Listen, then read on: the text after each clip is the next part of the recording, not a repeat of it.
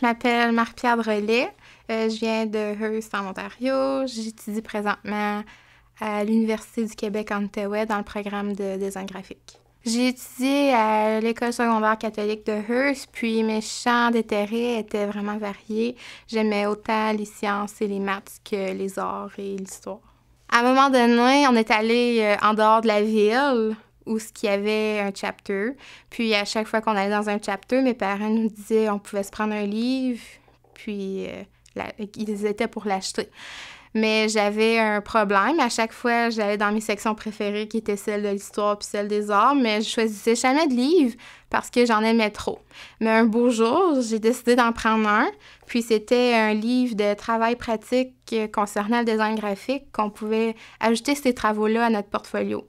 Puis c'est là que j'ai vraiment découvert c'était quoi le design graphique, puis en quoi ça consistait, puis quelles différentes branches qu'il y avait avec le design graphique. Puis c'est quand j'ai vu ça que je me suis dit que je voulais faire ça de ma vie. J'ai commencé mon portfolio en 12e année au secondaire parce que c'était un projet dans le cadre de notre cours d'art visuel.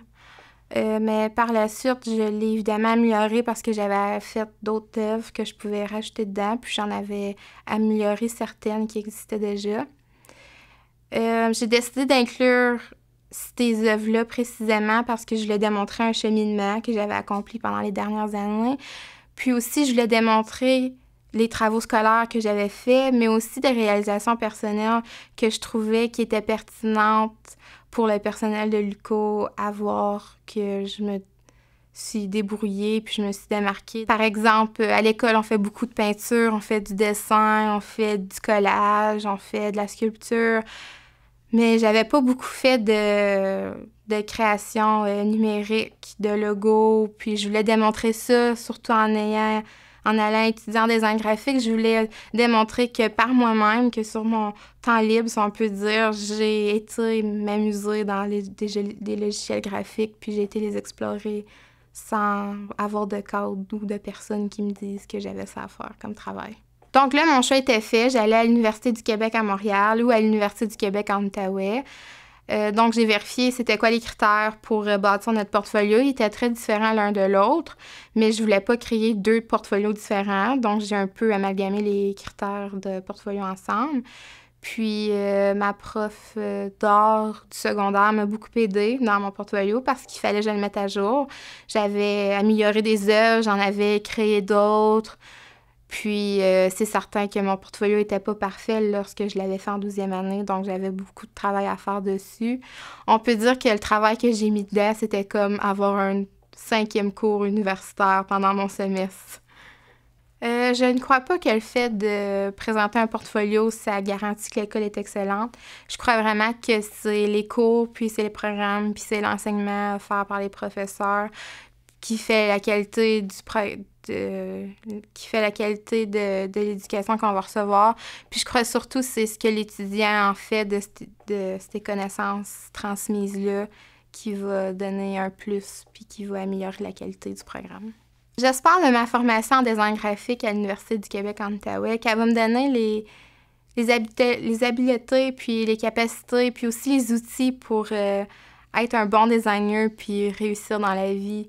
Puis mener à terme, puis réaliser visuellement ce que mes clients vont s'attendre de ma part.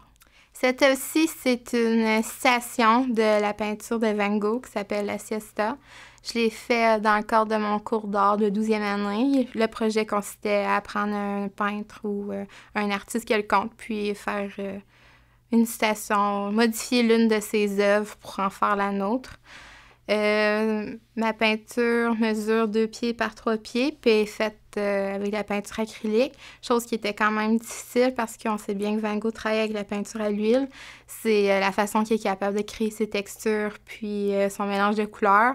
Mais moi, puisque la peinture acrylique sèche quand même rapidement, c'était une difficulté lorsque je travaillais sur mon œuvre.